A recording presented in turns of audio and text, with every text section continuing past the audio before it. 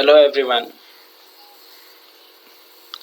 हम इस सेशन में करेंगे यूपीएससी प्रीलिम्स 2024 के प्रश्न पत्र 2 का एनालिसिस और उसमें देखेंगे कि जो हमारे परिच्छेद हैं उन्हें कैसे हल किया जाता है।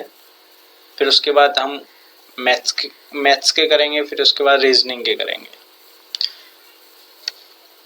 और गाइस, ये स्टार्ट करने से पहले मैं आपसे एक चीज़ और कहना चाहूँगा कि आप मेरे इस YouTube चैनल को सब्सक्राइब कर लें, ताकि मैं जितने भी प्रश्न पत्रों को डाला करूं और अन्य मेरी जो वीडियो आएंगी यूपीएससी प्रीलिम्स या मेंस एग्जामिनेशन से रिलेटेड, वो आपके पास सबसे पहले पहुंचे, जिससे कि आप उन वीडियोस से अपने आने वाली अग्रिम परीक्षा में लाभ ले सकें।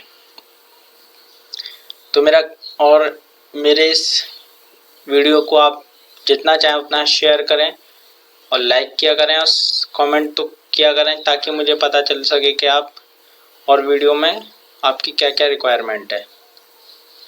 और सब्सक्राइब कर लें, जिससे कि आपको मेरी हर वीडियो की अपडेट सबसे पहले पहुंचे।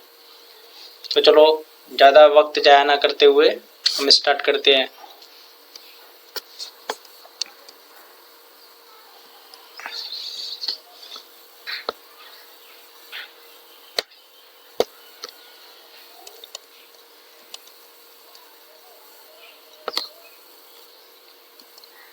परिच्छेद 1।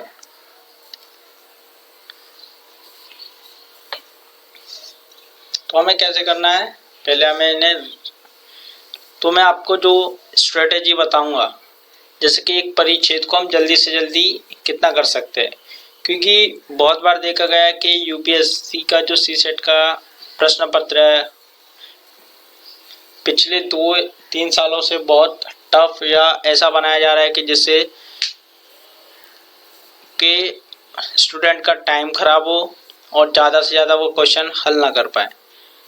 तो इसके लिए हम इसमें स्ट्रेटजी भी सीखेंगे और जल्दी कैसे किया जाता है वो भी सीखेंगे।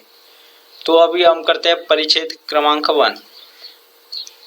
जैसे इसमें दिया गया है, खाद्य और कृषि संगठनों के अनुसार मानव उपभोग के लिए उत्पादित खाद्यान्नों के 1/3 की विश्वव्यापी हानि या बर्बादी होती है।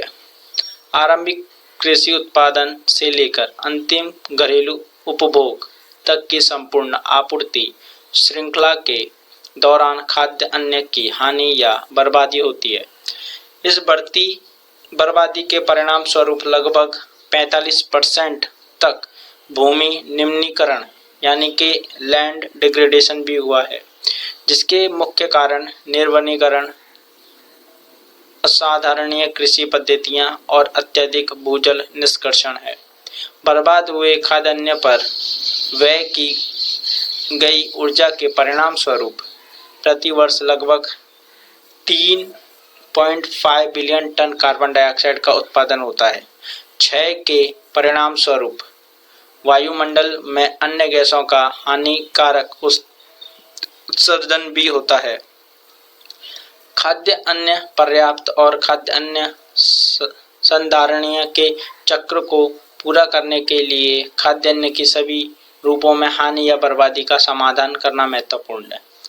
तो गाइस, हमें जो पैसेज दिया है, इसमें सबसे पहले क्या करना रहता है कि हमें पैसेज को एक बार पढ़ना पड़ता है। फिर पैसेज को समझना है हमें कि पैसेज किस चीज़ के बारे में है और पैसेज हमें क्या बताना चाह रहा है। जैसे कि अभी ये पैसेज में हमें पहले ही बता दिया गया है कि ये खाद्य के अनुसार यानी मानव उपभोग के लिए उत्पादित खाद्यान्न की मतलब ये खाद्य अन्न से जुड़ा हुआ विषय है। और ये बताया गया कि कृषि उत्पादन से लेकर अंतिम घरेलू उपभोग तक, जैसे कि खेत से पेट तक वाली धारणा जो होती है, उसके तहत बताया गया कि कैसे कैसे ये बर्बादी होती है और उसमें भूमि का कैसे कैसे नुकसान होता है और क्या क्या होता है, और कितना पर्यावरण को भी इसमें लिया गया है और पर्यावरण कैसे इसको क्षति होती है। मतलब एक कह सकते हैं कि साधारण सा, बहुत ही साधारण सा पैसेज है अगर हम इसे करना चाहें तो। अभी इसका जैसे अभी इसमें क्वेश्चन दिया है तो हम इसे कैसे करेंगे। देखो जैसे कि निम्नलिखित में से कौन से कथन सर्वाधिक तर्क संगत विवेकपूर्ण निष्कर्षण को सर्वोत्तम रूप से दर्शाते हैं जिन्हें इस परिच्छेद से प्रतिपादित किया जा सकता है। मतलब तर्क संगत क्या है और विवेकपूर्ण यानी कि जिसकी विजडम के साथ निष्कर्ष क्या निकलता है, जैसे इस परिच्छेद में के द्वारा से हम बताया जा सकता है। तो पहला ऑप्शन क्या है हमारा, जो पहला ऑप्शन है, खाद्यान्न की हानि और बर्बादी के लिए खाद्य अन्न वितरण की चालू पद्धतियां पूर्ण रूप से उत्तरदायी हैं। जैसे इसमें बताया गया कि जो खाद्यान्न की हानि है और बर्बादी के लिए खाद्यान्न वितरण की चालू पद्धतियां पूर्ण रूप से उत्तरदायी हैं, पहला। अब दूसरा क्या है, खाद्य अन्न की हानि और बर्बादी की प्रचलित प्रवृत्तियों से भूमि की उत्पादकता प्रतिकूल रूप से प्रभावित होती है।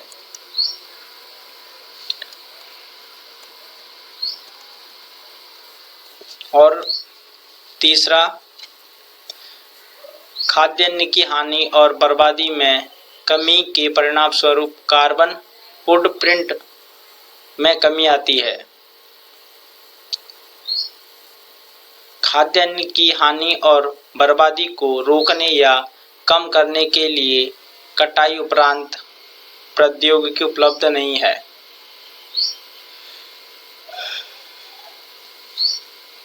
तो इसको हम लाइव ही सॉल्व करेंगे। जैसे मैं खुद एक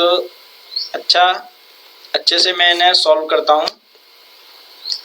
तो जिस तरह से हमें दिया गया है गाइस, जैसे ये पैसेज है, यहाँ से हम पैसेज को रीड आउट भी करेंगे, लाइव बताऊंगा कि मैं आपको कैसे करते हैं, क्योंकि मैंने भी पैसेज में मेरे बहुत अच्छे मार्क्स आते हैं। और मैं आपको अपने सी सेट का कभी स्कोर कार्ड भी दिखाऊंगा और GS1 का भी दिखाऊंगा जिसमें मेरे बहुत अच्छे मार्क्स आए हैं और इस बार मेरा सिलेक्शन भी हो जाए, शायद कह सकते हैं। तो जैसे खाद्यान्न की हानि और बर्बादी के लिए खाद्य अन्न वितरण की चालू पद्धतियां पूर्ण रूप से उत्तरदायी हैं। तो दो भाई दोस्तों या बहनों, जो भी है इसमें हमें हर जगह, जैसे खाद्यान्न कृषि संगठन ने जो बताया है सब कुछ बताया है, पर हमें इसमें जहाँ तक कहीं भी है वे पर की गई वो परिणाम, ये बर्बादी का जो समाधान करने का महत्वपूर्ण है, पर ये नहीं बताया कि जो खाद्यान्न की हानि और बर्बादी हो रही है उसके लिए चालू पद्धतियां, जैसे अब जो वितरण पद्धतियां हैं, जैसे हमारी, जैसे हमें वितरण, जैसे खाद्य स्टॉक से हमें खाना मिलता है, राशनिंग पद्धति है, वो पूर्ण रूप से उत्तरदायी है। ऐसा तो पूरे पैसेज में कहीं नहीं दिया है। तो जिस कारण से ऑप्शन ए यहाँ से कट, जो हमारा ऑप्शन ए है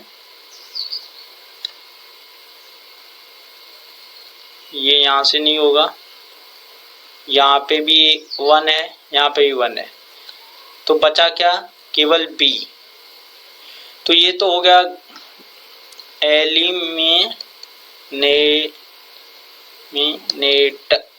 एलिमिनेट मेथड से। एलिमिनेट मेथड से इसलिए होगा क्योंकि पहला जो ऑप्शन है वो हमारे पैसेज से कहीं भी मेल जोल नहीं खा रहा है, न तर्क दे रहा है, न उसके विवेकपूर्ण पे जो लेखक के पे आधारित है। और जो पहला ही ऑप्शन है वो हर उसमें दिया है, जिस कारण से हमारा ये वो एलिमिनेट हो गया और ये खत्म। तो इसका आंसर है बी। अब क्वेश्चन नंबर 2 है, तो इसे भी प्रश्न को पढ़ते हैं हम, जिसमें क्या पूछा है, अवधारणा, पूर्वार्ध अवधारणा। अब कई जो पिछले कई वर्षों के पेपर पे मैंने एनालिसिस किया है, तो उसमें ज़्यादातर UPSC यानी एक तो निष्कर्ष, आपके तर्कसंगत क्या है और अवधारणा, ये 3-4 चीज़ों पे प्रश्न बहुत पूछे जा रहे हैं यूपीएससी द्वारा, ताकि वो देखना भी चाहते हैं कि कैलिबर कितना है स्टूडेंट के अंदर, वो कितना सोच पा रहा है। अवधारणाएं हुई, उनका अवधारणाओं का कैसा है, वो पूरा जो प्रश्न है वो एक तरह से पैसेज पे आधारित है, उसे आप बाहर से ऐसे सोच के नहीं कर सकते। तो अवधारणा में क्या दिया है गाइस, देखते हैं हम। खाद्यान्न की हानि और बर्बादी को कम करने के लिए खाद्य वितरण तंत्र की पुनः परिकल्पना करने और इसे प्रभावी बनाए जाने की आवश्यकता है।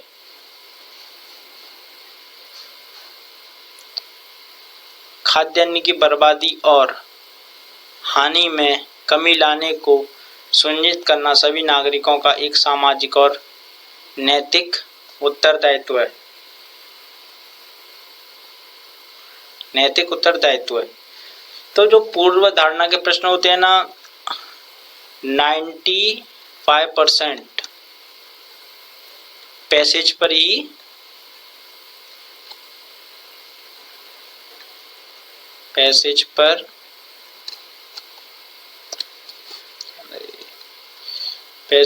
ही होते हैं।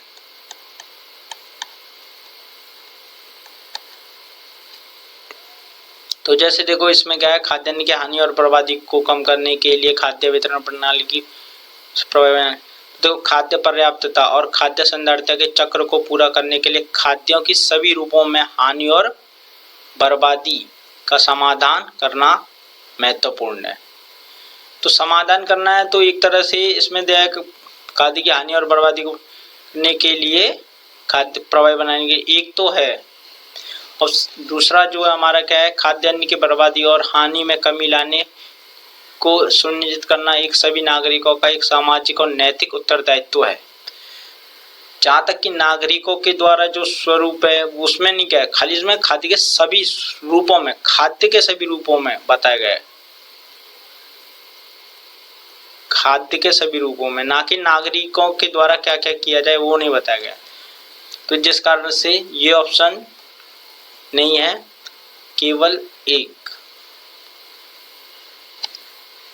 नेक्स्ट पैसेज,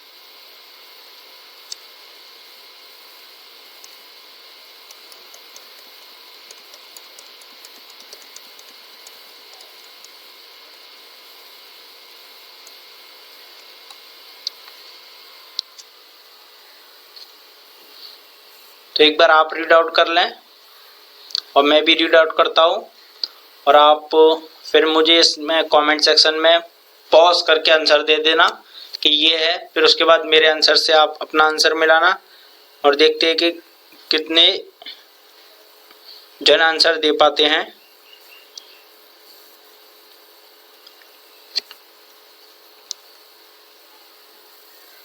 तो चलो रीड आउट करते हैं। और जिन्हें लगता है कि पैसेज कठिन है, सबसे पहले तो है ना कि वो धीरे धीरे न्यूज़पेपर हुए, बुक्स हुए, उनकी आदत डालें, फिर विकसित करें। तो ये ऐसा नहीं है कि कल सीख गए परसों आ जाए, जैसा अब मैं आपको बता रहा हूँ, तो आप इससे एक आइडिया ले लें, फिर इन्हीं पैसेजों को 2-2 बार, एक बार पढ़ें, तो ये आपकी समझ को विकसित करेंगे, फिर एक बार आंसर देना सीखें। तो ऐसे धीरे धीरे आपकी वो बढ़ जाएगी। और आप अभी तो एग्ज़ाम में बहुत टाइम समय है, तो जिससे कि आप मेरे साथ रोज़ प्रैक्टिस कर लें और मुझे बता दें, तो मैं आपके लिए पैसेजों भी लेके आऊँ अच्छे से पैसेज, जिससे कि आपकी प्रैक्टिस बनी रहे एग्ज़ाम तक। तो परिचित 2, जैसे जैसे मुद्रास्फीति बढ़ती है, वे सरकार जैसे जैसे मुद्रास्फीति बढ़ती है, वे सरकारें भी जो पहले बजट अनुशासन के प्रति प्रतिबद्धता थी, परिवार की सहायता के लिए मुफ्त रूप से व्यय करती है। केंद्रीय बैंकों द्वारा घोषित उच्चतर ब्याज दरों से संतुलित राजकोषीय मितव्ययता बरतने की अपेक्षा की जाती है, क्योंकि उधार लेने के लिए अधिक भुगतान करते समय स्थिर ऋणों को बनाए रखने के लिए सरकारों को व्यय में कटौती करनी होगी या करों में वृद्धि करनी होगी। राजकोषीय समर्थन के बिना मौद्रिक नीति अंततः अपना प्रभाव खो देती है। उच्चतर ब्याज दरें मुद्रास्फीतिक हो जाती हैं, ना कि मुद्रा अस्फीकारक, क्योंकि वे केवल सरकारों को बढ़ती ऋण चुकौती लागतों का भुगतान करने हेतु अधिक उधार लेने के लिए प्रेरित करती हैं। मौद्रिक अनियंत्रण का जोखिम तब और अधिक होता है जब सार्वजनिक ऋणों में वृद्धि होती है, क्योंकि ब्याज दरें बजट घाटे के लिए और अधिक महत्वपूर्ण बन जाती है। तो एक तरह से ये देखेंगे, जैसे ये कोविड काल में हुआ था, तो उस समय कैसे सरकारों ने अपने ब्याज दरों में छूट कटौती कर करके हमें हमारी देश की इकोनॉमी को एक तरह से स्थिर या स्टेबिलिटी देने की कोशिश की थी। तो जो पैसेज आता है वो करंट जैसे पैसेज में जो है उसी के ऊपर है, ना हमें ऐसा देखना है कि क्या हमारी इकोनॉमिक की बुक में दिया है, क्या क्या नहीं दिया है। जो पैसेज है वो जैसे समझो किसी ऑथर ने या पोएट ने ये लिख दिया है, पैसेज राइटर ने लिख दिया है, तो जितने भी प्रश्न बनेंगे वो इस पैसेज पे बनेंगे, ना कि ये पैसेज से बाहर आएंगे। ये सबसे पहले ध्यान रखना है। और हमें ना तो पैसेज से बाहर जाना है, ना पैसेज के आउटसाइड कोई चीज सोचनी है। जो है वो पैसेज है, चाहे हमें इसमें कुछ भी सोचना हो। तो चलो देखते हैं प्रश्न नंबर 3।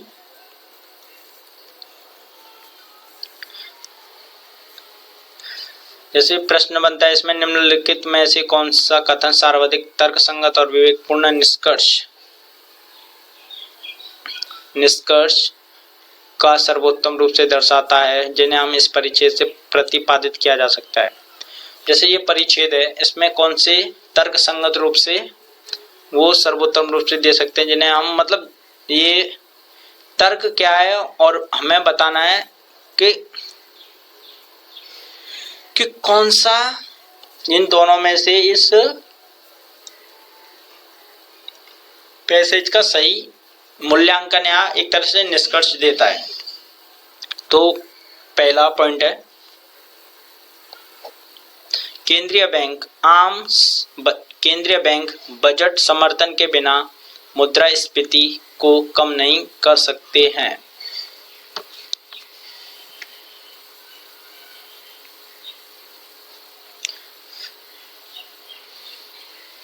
मौद्रिक नीति के प्रभाव सरकार द्वारा अनुसरण की जाने वाली राजकोषीय नीतियों पर निर्भर है। तो जहां तक देखिए अभी इसमें मैं तुम्हें बताता हूं, जैसे एक तरह से जब इसमें बात की गई है तो वो एक मुद्रास्फीति की और उससे सहायता करने वाली चीजों के बारे में की गई है, ना कि इसमें कहीं बजट के बारे में बात की गई है। केंद्रीय बैंक कैसे मुद्रास्फीति को अपने लिए वो कंट्रोल कर सकती है। तो केंद्रीय बैंक बजट समर्थन के बिना मुद्रास्फीति को समर्थन, ये तो है ही नहीं। पूरे पैसेज पढ़ लो, उसमें है ही नहीं जहां से कि हम इसे उत्तर मान लें। जैसे मौद्रिक नीति के प्रभाव सरकार द्वारा अनुसरण की जाने वाली राजकीय, तो एक तरह से राजकीय समर्थन, जैसे ये है यहाँ से दिया ना, देखिए राजकोषीय मित्र की अपेक्षा की जाती है क्योंकि उधार लेने के लिए भुगतान की समृद्धि, यहाँ से यहाँ पे आपका उत्तर ये वाला शामिल हो गया। राजकीय समर्थन बैकअप के बिना मौद्रिक नीति अपना राजकोषीय खो देती है, एक तरह से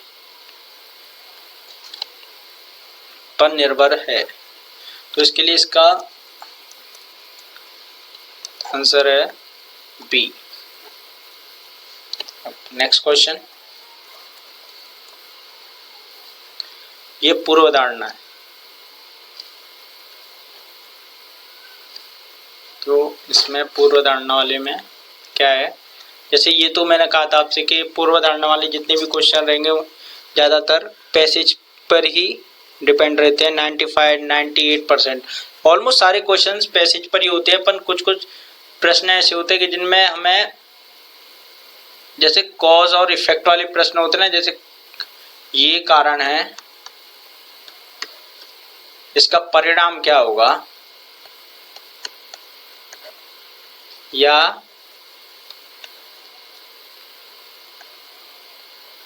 कारण दिया, परिणाम दिया,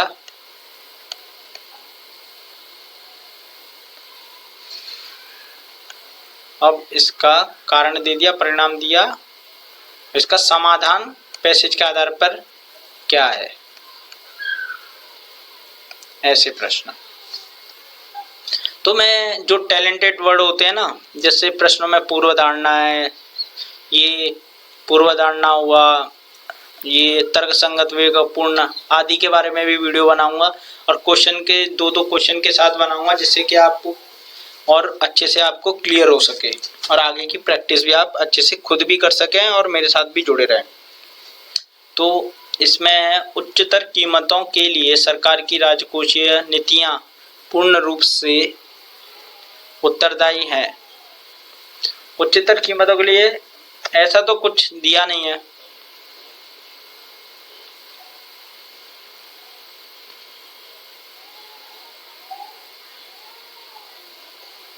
सार्वजनिक पहला तो है नहीं। उच्चतर कीमतें दीर्घावधि सरकारी बंद पत्रों को प्रभावित नहीं कर सकती। बंद पत्र यानी डिबेंचर्स हैं। एक बार जैसे कुछ यूपीएससी भी खेल करता है हमारे साथ कभी कभी हिंदी मीडियम वालों के साथ। वो कैसे कि ऐसे वो दे देता है टर्म्स जिससे कि बच्चे समझ नहीं पाते, तो ऐसे टर्म्सों को सॉल्व करने के लिए कभी कभी इंग्लिश वाली लाइन देख लिया करें, जिससे कि उसमें थोड़ा समझ में आ जाए। जैसे अभी मैं आपको बताता हूँ कैसे।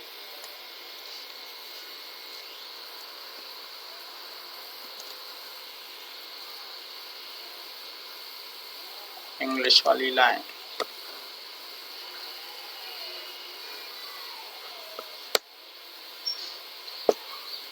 गवर्नमेंट बॉन्ड्स हो गया।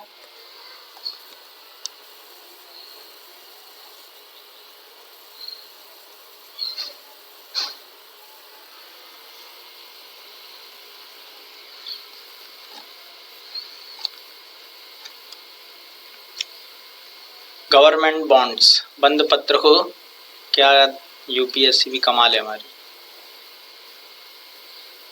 गवर्नमेंट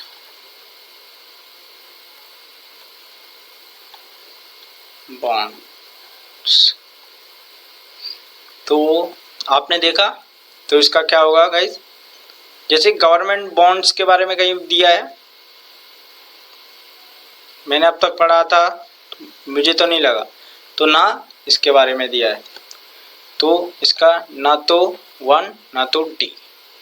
तो कितना इजी है, पर थोड़ा मैंने तो अभी आपको सिखा रहा था इसके लिए, नहीं तो मैं तो इसका आंसर और पहले बता देता। और जो मुझे कठिन लगता है तो मैं उनको थोड़ा, जैसे मुझे मैथ्स के देख के रीजनिंग के करके तब करता हूँ, क्योंकि टाइम वेस्ट नहीं कर सकते ना, वो एग्ज़ाम ऐसा है इसमें।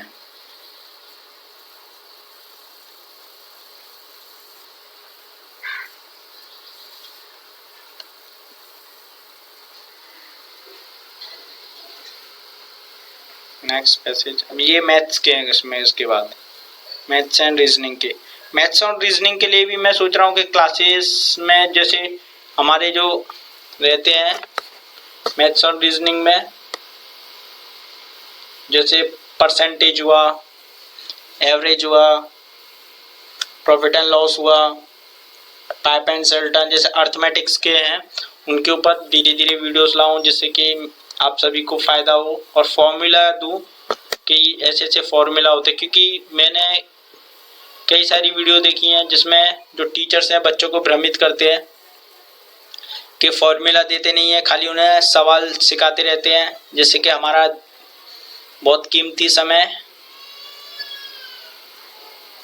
चले जाता है। जैसे टाइम्स एंड वर्क है,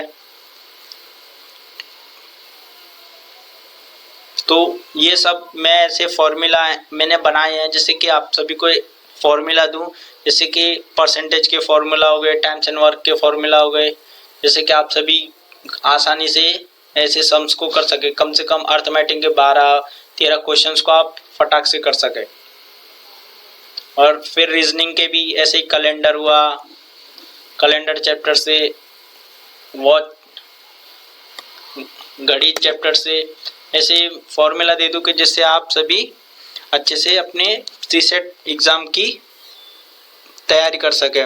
और मैं तो कह रहा हूँ कि सीसेट के लिए आप इधर उधर कहीं ना जाएं, आप मेरे इस चैनल पे ही आते रहें सीसेट के लिए। और मैं आपके दावे के साथ, ना दावा तो नहीं कर रहा हूँ, पर इतना जरूर कह रहा हूँ कि मैं आपका सीसेट इस बार पक्का क्लियर करा दूंगा। मैं आपको एक वो भी वादा करना पड़ेगा कि जो मैं मेहनत करूंगा तुम्हारे ऊपर, तो आपको मेरा साथ देना होगा, मेरे इस YouTube चैनल से जुड़ते रहना होगा ताकि मुझे भी पता चल सके कि जो मैं कंटेंट दे रहा हूँ उससे जरूर बच्चों को लाभ मिल रहा है कि नहीं, या मेरे भाई बहनों, मेरे दोस्तों को लाभ मिल रहा है कि नहीं। ऐसा ना हो कि कुछ वैसा हो जाए। तो मैं दावा तो नहीं, पर इतना जरूर कह रहा हूँ कि आपको फालतू का इधर उधर भटकने की जरूरत नहीं है। मेरे इसी चैनल पे आप आ जाया करें। मैं आपको हर मैथ्स के कंटेंट, रीजनिंग का कंटेंट और पैसेज ये सब करा रहा हूँ। और जो भी कराऊंगा मैं प्रूफ के साथ कराऊंगा। जो पिछले प्रश्न पत्र हैं हमारे यूपीएससी के, उनके बेसिस पे ही मैं कराऊंगा, और जिससे कि एक विश्वसनीयता रहे तुम्हें भी कि हाँ, जो हमारे बड़े भाई हैं, जो दोस्त हैं, वो हमें जो करा रहे हैं वो एक तरह से अच्छे से करा रहे हैं। तो इसके लिए आप मेरे को कमेंट करना पड़ेगा, तुम्हें लाइक भी करना पड़ेगा, जिससे कि मुझे पता चल सके। और मोस्ट इम्पॉर्टेंट कि मेरे इस चैनल को आपको सब्सक्राइब तो करना ही पड़ेगा, जिससे कि जो भी मैं वीडियो डालूंगा तो वो आप तक समय से पहले पहुंच जाए। जैसे डालूँ आप अपडेट रहें, और हर रोज जैसे कि आप भी मुझसे मेरा एक कम्युनिकेशन बैठ जाए। और फिर उसके बाद हम देखेंगे कि आगे क्या क्या करना है। टेलीग्राम चैनल भी बनाया है मैंने, तो उस पर भी मैं आपको ये पीडीएफ्स और ये सब पहुंचाया करूंगा। और मैं वो चैनल को ऐसा और बनाऊंगा कि आप उसमें टाइप वगैरह सब कुछ कर सकते हैं फ्री ऑफ कॉस्ट, और अपनी बातें मेरे सामने रख सकते हैं, जिससे कि मुझे भी पता चले कि तुम्हें और क्या चाहिए और तुम कितना जानते हो, जिससे कि मेरी मेहनत मैं उसी तरह से करूं। तो चलो अभी नेक्स्ट पैसेज करते हैं। क्वेश्चन नंबर 11 वाला। आज यदि हम न्यूयॉर्क, लंदन और पेरिस जैसे शहरों को विश्व के सर्वाधिक प्रतिष्ठित शहर मानते हैं, तो ऐसा इसलिए कि उनकी सीमाओं में एक विशाल तंत्र उपागम हैवी सिस्टम अप्रोच वाली योजना लागू की गई थी। इस तंत्र सिद्धांत का आधा सामाजिक, स्थानिक और सांस्कृतिक आकांक्षाओं को संगठन, सांख्यिकी, स्थितमकरण का उपयोग करके गणितीय मॉडलों पर रूपांतरित करने की प्रक्रिया है, तथा समस्याओं के निरूपण और समाधान करने का एक कलन-विधिक तरीका है। पश्चिम के आरंभिक विश्वविद्यालयों ने व्यावसायिकों को आयोजन में प्रशिक्षित करना आरंभ किया था, और कुछ ऐसे अत्यंत प्रतिभावान आयोजनकारों को जन्म दिया जो इन क्षेत्रों में विशेषज्ञ थे। ऐसा इसलिए था क्योंकि इन्हीं विषयों को उस आयोजन पाठ्यक्रम में समाहित कर लिया गया था, जिसकी जड़ें सामाजिक विज्ञान, भूगोल और वास्तुकला में थी। भारत में आयोजन और इसकी शिक्षा पश्चिम से भिन्न है।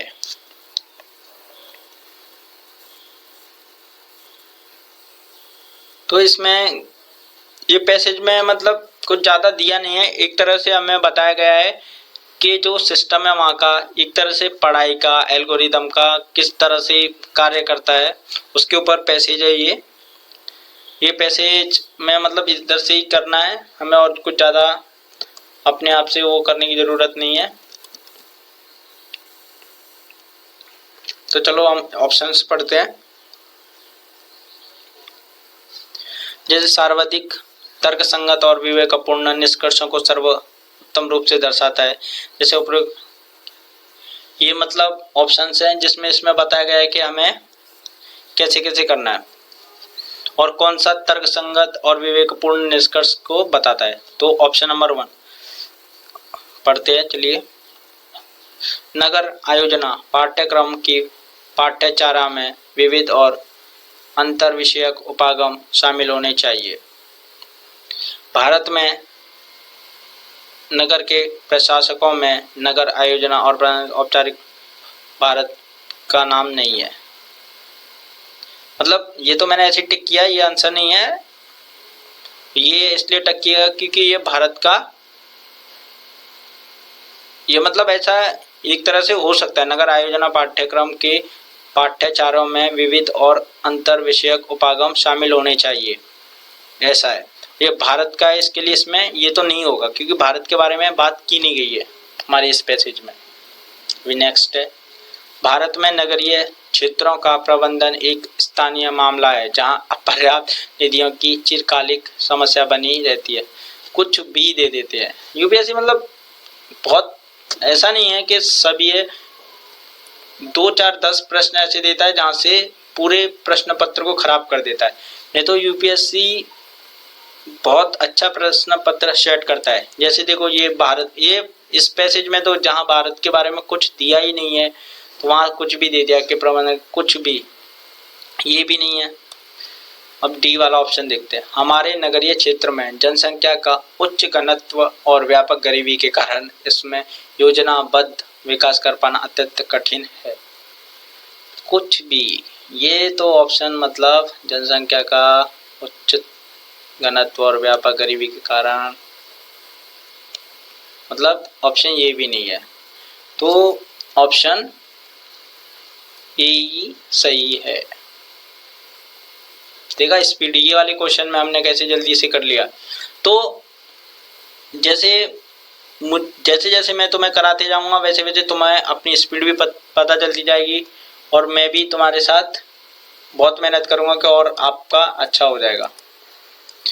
अब इसमें निम्नलिखित पूर्व धारणा है, जैसे अब ये पूर्व धारणा वाला क्वेश्चन है। मतलब अभी एक बात आपने नोटिस की यूपीएससी की कि हमने पिछले कितना, ये 5 क्वेश्चन हो गए, 5 में से तर्कसंगत,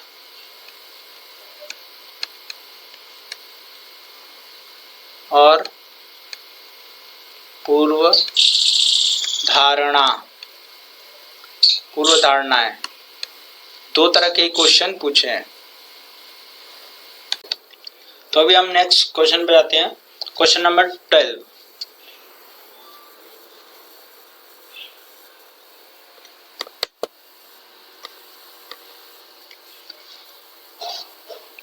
तो अभी मैंने बताया जैसे तर्कसंगत, अब आया गाइस फिर से आ गया, देखो पूर्व धारणा वाला क्वेश्चन। तो इसमें करते हैं, भारत को नगर व्यवसायिकों की एक नई पीढ़ी की आवश्यकता है जिनके पास आधुनिक नगर पद्धति का संगत ज्ञान हो।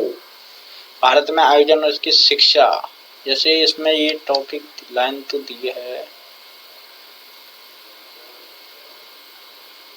अब हम आगे दूसरा करते हैं, देखो चलो इसको रखते हैं ऐसे।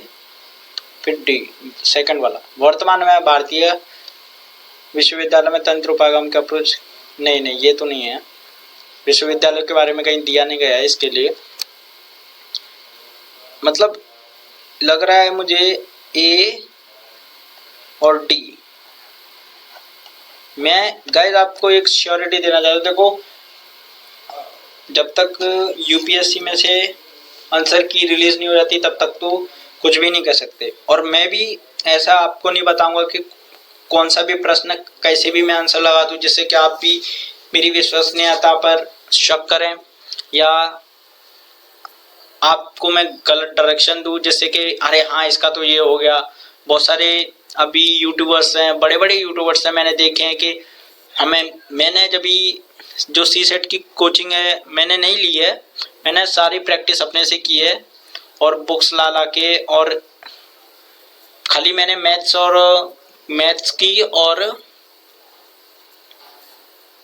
की कोचिंग ली है और थोड़ी बहुत रीजनिंग की ली है, ना कि रीजनिंग की पूरी नहीं ली है। मेरे एक भैया थे उनसे मैंने रीजनिंग सीखा था इसके लिए। और जैसे हमारे परिच्छेद है, पेसेज है, वो तो मैंने खुद से किए क्योंकि और मैथ्स में भी आपको पता रहेगा यूपीएस जैसे हमारे बड़े बड़े यूट्यूबर्स पे बड़े बड़े प्लेटफॉर्म्स होते हैं उन पे कैसे आधा अधूरा छोड़ के हमें चले जाते हैं, जिससे कि बहुत बुरा लगता है कि हमें ये विश्वास देते हैं फिर उसके बाद हमारे विश्वास पे खरे भी नहीं उतरते और हमें बीच में छोड़ के चले जाते हैं, फिर हमें दूसरी तरफ शिफ्ट होना है। पर मैं ऐसा नहीं करूँगा, मैं आपको सही जो है वो ही बताऊंगा कि कौन सा प्रश्न करना है कौन सा नहीं करना है। और जब तक आप मेरे इस YouTube चैनल से जुड़े रहेंगे, इसे सब्सक्राइब करेंगे और इसे देखेंगे और आप जब तक मेरा साथ देंगे तो मैं आपका तब तक साथ नहीं छोड़ूंगा, चाहे कभी तक हो जाए, मेरा सिलेक्शन क्यों ना हो जाए तब तक मैं कह रहा हूँ। नेक्स्ट क्वेश्चन पे जाते हैं क्योंकि इसमें मेरे को डाउट लग रहा था ए वाले में, इसके लिए मैंने इसका ए और डी लगा के रखा है क्योंकि जैसे नगर व्यवसाय क्योंकि तो इसमें भारत में आयोजन और शिक्षा की पश्चिम से भिन्न है, तो इसमें माना जा सकता है कि ऑथर के उस पे कि ऑथर ने ऐसा कंपेयर करने के लिए, इसके लिए मैं इस पे ए और डी रखता हूँ। अभी नेक्स्ट पैसेज पे जाते हैं गाइस।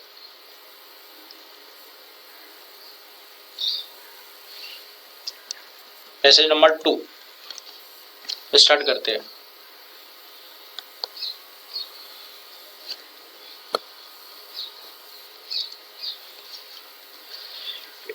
इंटरनेट पर प्रत्येक आवाज एक ही प्रकार के श्रोताओं को नियंत्रित नहीं करती है। जब उच्च पूंजी वाले अनाम निजी संगठन अपने विचारों हेतु अधिक स्थान के लिए भुगतान करते हैं तो वे प्रभावी रूप से अपेक्षाकृत ऊंची आवाज खरीद रहे होते हैं। यदि डिजिटल क्षेत्र में ऊंची आवाज खरीद रहे होते हैं मतलब निकल रहा है इसमें कुछ साथ, तो राजनीतिक संवाद निर्वाचन जीतने तक अपने प्रतिद्वंदी को मात देने का मामला है, तो राजनीति की गुणवत्ता बुरी तरह प्रभावित होती है। सोशल मीडिया के ध्यान का केंद्र ऐसी विषय वस्तु को बढ़ावा देने तक सीमित है जो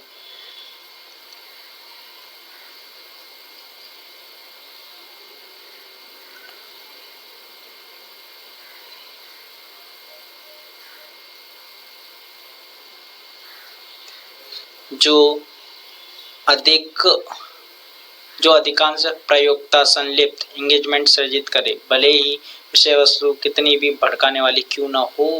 सही है भाई। अब चलो ये तो किसी का जिसका मैंने पीडीएफ डाउनलोड किया है उसने ही किया होगा।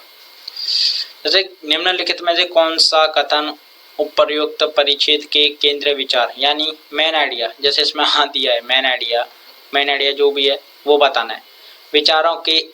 विचारों के एक बाजार के रूप में निर्मित सोशल मीडिया सूचना तक त्वरित पहुंच को सुनिश्चित करता है। सोशल मीडिया आदर्श या नैतिक संस्था नहीं है बल्कि कंपनियों द्वारा लाभ उठाने के लिए निर्मित उत्पाद है। सोशल मीडिया का सृजन लोकतंत्र को सशक्त बनाने के लिए नहीं है भाई। आज के विश्व में सोशल मीडिया सुशिक्षित सामाजिक नहीं है भाई। और ये विचारों के निर्मित मतलब बी है एक तरह से, उसमें भी दिया है वो बहुत ही इजी दिया है, ये तो 10वीं का बच्चा भी कर लेगा इसको तो पैसेज। अभी नेक्स्ट पे जाते हैं। उपर्युक्त परिच्छेद के आधार पर निम्न पूर्व धारणा, मतलब अब तक हमने समझो कितने क्वेश्चन किए होंगे, 10 क्वेश्चन किए होंगे तो 5 यानी 50% क्वेश्चन पूर्व धारणा वाले हैं, याद रखना। उपर्युक्त परिच्छेद के अनुसार पूर्व धारणा बनाई गई। इंटरनेट पर्याय रूप से समावेशी नहीं है, ऐसे रखते हैं इसको। इंटरनेट किसी देश में राजनीति की गुणवत्ता को प्रतिकूल रूप से प्रभावित कर सकता है। हाँ भाई सोशल मीडिया कर रहा है भाई, हमारे देश कह नहीं सकते भाई, मैं तो कुछ नहीं कहना चाहूँगा, शांत रहूँगा।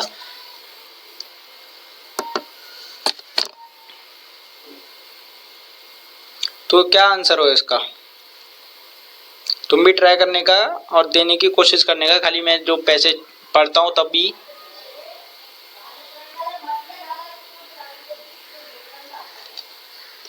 तो इंटरनेट पर्याप्त रूप से समावेशी नहीं है। एक झलक सी तो मैंने आपको देखो मैं बोला था हाँ कुछ तो है गड़बड़ है, तो झलक तो वहां पे मिली थी कैसे कि जिनके पास अधिक धन है वो अपने हिसाब से इंटरनेट या जो सोशल मीडिया है उसका यूज कर रहे हैं प्रत्येक, जैसे देखो आ गया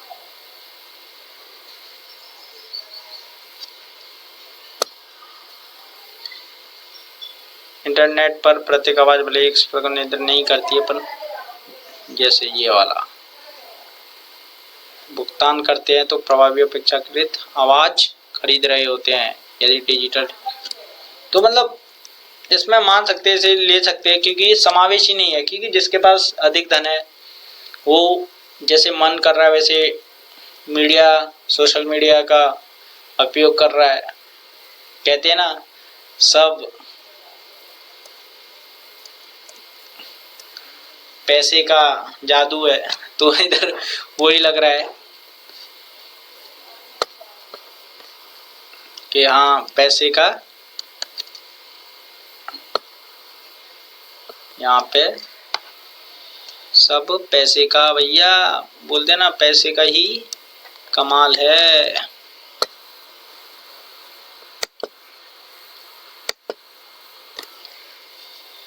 तो यहाँ पे पैसे का ही कमाल लग रहा है। तो सी, तो आज मैंने आपको पैसेज 4 पैसेज कराए गाइस। तो 4 पेजेस में आपकी थोड़ी बहुत समझ बनी होगी कि कैसे हल किया जाता है, कैसे पढ़ा जाता है और कैसे टॉपिक को समझा जाता है। टॉपिक को कैसे समझा जाता है कि पहले जो किस चीज के बारे में टॉपिक है, किस मुद्दे पर पैसेज है, ये ध्यान रखना है। फिर उसके बाद के प्रश्न किस तरह से पूछे हैं, फिर टॉपिक मुद्दे में अपने मुद्दे में क्या क्या समेटे हुए हमें ये देखना है।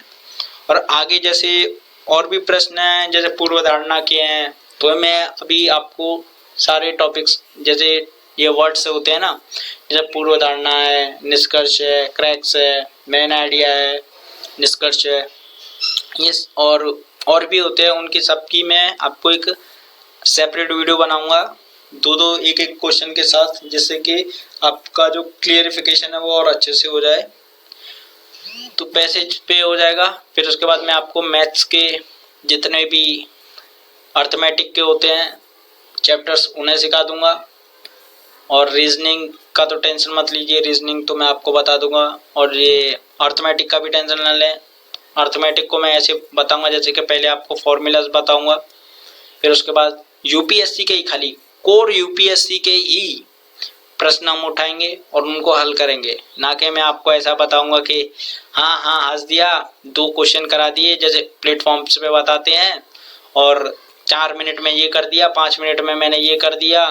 फिर एक दिन एग्जाम है, एग्जाम से 4 दिन पहले मैं यूट्यूब पे वीडियो डालने लगूँ मैथ्स की, ये है वो है, भैया हमसे नहीं होगा। हम एक जेन्युइन एस्पिरेंट हैं और एग्जाम क्लियर भी किए हैं प्रीलिम्स का, तो उसी के तहत हम आपको सिखाएंगे कि क्या क्या है क्या क्या नहीं है। और अभी हम एग्जाम अभी भी देंगे, हम इस पे विश्वास नहीं करते कि भड़काऊ वीडियो बना दी और मैंने आपको कह दिया, नहीं नहीं, मैं आपको एक अच्छे से वो दूंगा। खाली आप एक चीज करना कि आप मुझे, मेरे इस चैनल को सपोर्ट करें, ताकि मैं आप तक एक उससे लगा रहूं, मेहनत से, लगन से, क्योंकि मुझे भी सपोर्ट मिलेगा तो अच्छा है। और नहीं तो मेरे इस चैनल को कोई डेट करा दे, फ्रीज करा दे, कुछ भी करा दे, तो इससे नहीं होगा। मेरे इस चैनल को अगर सपोर्ट मिलेगा तो मुझे भी मोटिवेशन मिलेगा और अच्छे से मेहनत करूंगा कि तुम्हारे वीडियो कि हाँ मुझे सपोर्ट मिल रहा है। तो इसके लिए आप मेरे इस चैनल को सब्सक्राइब तो क्या करें और ज़्यादा से ज़्यादा शेयर भी क्या करें, ये वीडियो मतलब हर तक पहुंचे। और सब्सक्राइब इसलिए क्या करें कि ये वीडियो, जैसे मैं वीडियो डालूँ या कुछ भी मेरी तरफ से अपडेट आए तो वो आप तभी तक पहुंचे। इसके लिए सब्सक्राइब करें और लाइक तो ज़रूर क्या करें। तो धन्यवाद, आज के लिए मिलते हैं नेक्स्ट वीडियो में।